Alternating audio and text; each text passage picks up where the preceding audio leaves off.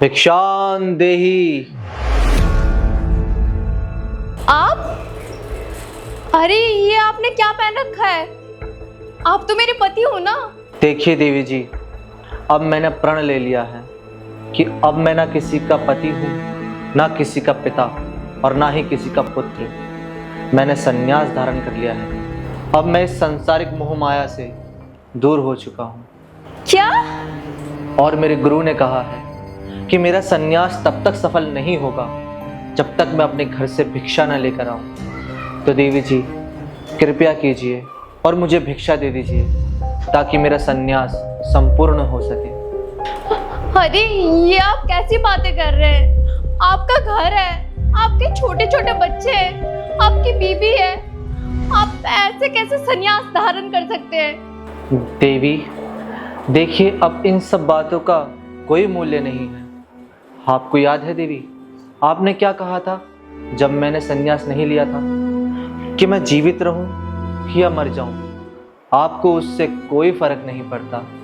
परंतु देवी आज जब मैंने संन्यास ले लिया है और मैं आपसे बहुत दूर जा चुका हूं, तो फिर आपकी आंखों में ये आंसू कैसे?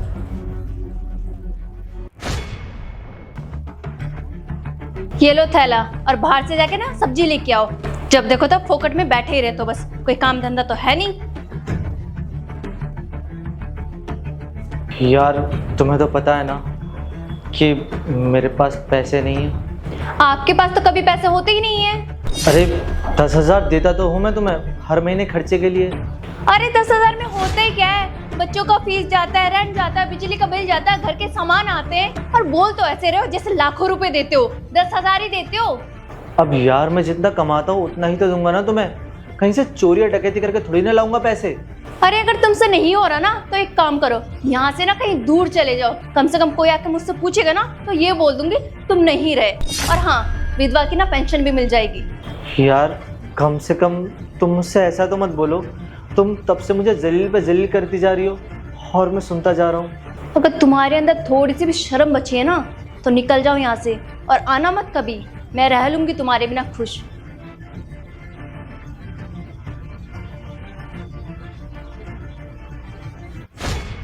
देखिए देवी जी, मेरी बात समझने की कोशिश कीजिए।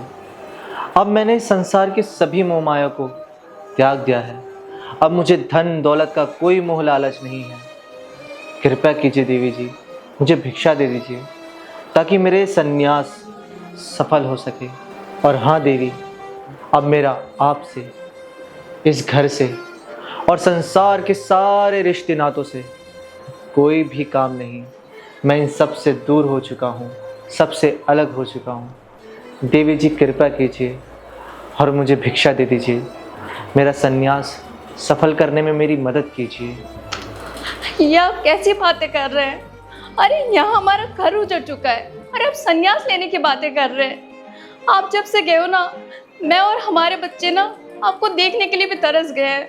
और आपको पता है, मैं कभी भी बाहर जाती हूँ ना, पता नहीं लोग मुझे कैसी कैसी नजरों से देखते हैं।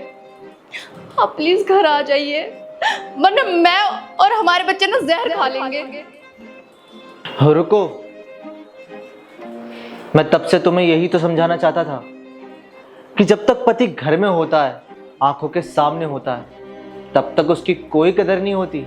लेकिन उसके जाने के बाद उसकी असली अहमियत का एहसास होता है। और हाँ, तुम्हारी जानकारी के लिए मैं तुम्हें बता दूं कि मैंने कोई संन्यास वगैरह नहीं लिया है। ये सब तो मैं बस इसलिए कर रहा था ताकि मैं तुम्हारी आंखें खोल सकूं, तुम्हें यह एहसास दिला सकूं कि मेरा होना ना होना इस घर में कितना ज़रूरी है और मैं इस घर के लिए कितना अहम हूं। और आज शायद तुम्हें मेरी बात का एहसास हो चुका है। अरे जीते जी इंसान की कदर कर लो ना यार। जब इंसान जिंदा होता है तब उसके बदन पर कोई 100 रुपये का कपड़ा भी नहीं डालता है, लेकिन जब मर जाता है तो हज़ारों रुपए की अर्थी और लाखों रुपए का कफन उसके ऊपर कोई भी उड़ा देता है। जीते जी इंसान की कदर कर लो। वैसे इसमें तुम्हारी गलती नहीं है, ये संसार, ये दुनिया ही ऐसी है।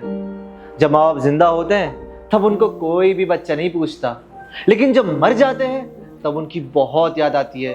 लोग सोचते हैं कि काश आज हमारे माँ बाप जिंदा होते तो हमारी तरक्की देखकर कितना खुश होते, लेकिन अफसोस कि अब कुछ नहीं हो सकता, क्योंकि वो इंसान तो दुनिया से जा चुका है। इसलिए कहता है कि अगर कदर करनी है ना तो इंसान के जीते जी करो, उसके मरने के बाद नहीं। प्लीज़ मुझे माफ़ कर दीजिए, मुझसे बहुत बड़ी गलती हो गई।